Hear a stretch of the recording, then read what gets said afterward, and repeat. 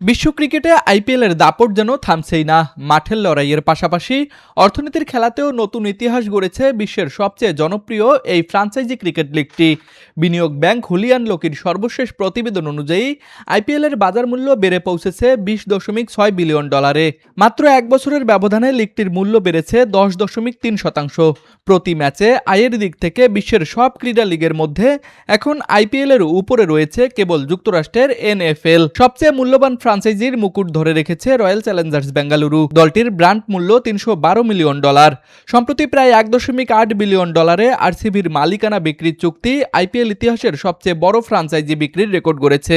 অন্যদিকে 1.65 বিলিয়ন ডলারের চুক্তিতে নতুন মালিক পেয়েছে রাজস্থান রয়্যালসও। বিশ্লেষকদের মতে বৈশ্বিক বিনিয়োগকারীদের আস্থা, বিপুল দর্শক প্রিয়তা এবং শক্তিশালী বাণিজ্যিক কাঠামোর কারণে আইপিএল এখন শুধু একটি ক্রিকেট টুর্নামেন্ট নয়, বরং বিশ্বের অন্যতম মূল্যবান ক্রীড়া ব্র্যান্ডে পরিণত হয়েছে। Sports desk, RCTV.